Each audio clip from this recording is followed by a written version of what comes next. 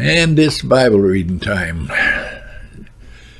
Hebrews chapter 7, the priestly order of Melchizedek.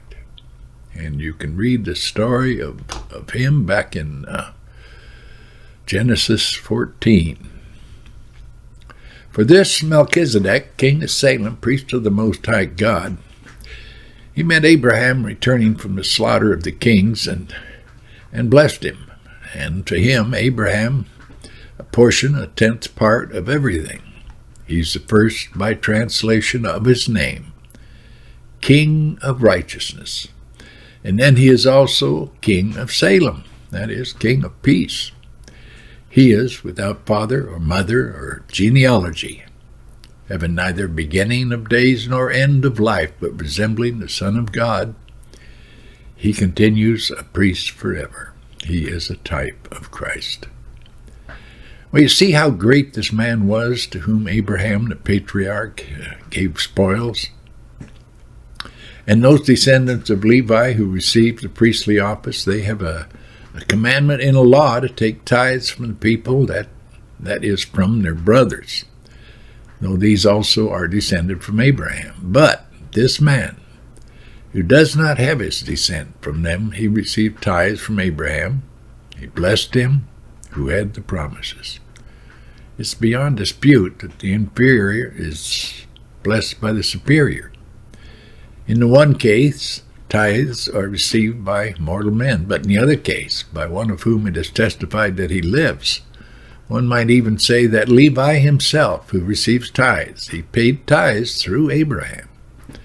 For he was still in the loins of his ancestor when Melchizedek met him. So let's compare Jesus to Melchizedek. Now, if the perfection had been attainable through the Levitical priesthood, for under it the people received the law, what further need would there have been for another priest to arise after the order of Melchizedek rather than one named after the order of Aaron? For when there is a change in the priesthood, there is necessarily a change in the law as well.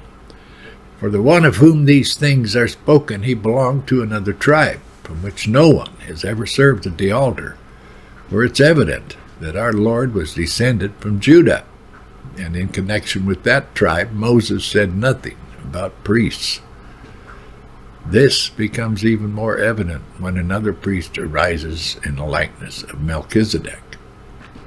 You know, this is why it's important for us to read the Old Testament, who has become a priest, not on the basis of a legal requirement concerning bodily descent, but by the power of an indestructible life. For it's witnessed of him that you are a priest forever after the order of Melchizedek.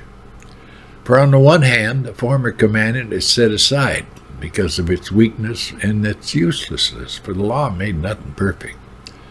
But on the other hand, a better hope is introduced, and it through which we draw near to God.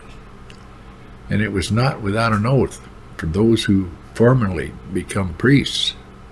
They were made such without an oath, but this one was made a priest with an oath by the one who said to him, "The Lord has sworn, and will not change his mind. You are a priest forever." Jesus. This makes Jesus the guarantor of a better covenant. The former priests were many in number, because they were prevented by death from continuing in office. But Jesus, he holds his priesthood permanently, because he continues forever.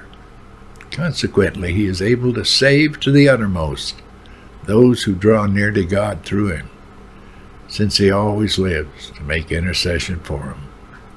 For it was indeed fitting that we should have such a high priest, holy, innocent, unstained, separated from sinners, and exalted above the heavens. Now, he has no need, like those high priests, to offer sacrifices daily, first for his own sins. He doesn't have any, and then for those of the people, since he did this once for all when he offered up himself. For the law appoints men in their weakness as high priests, but the word of the oath, which came later than the law, appoints a son who has been made perfect forever. Jesus, our high priest, forever.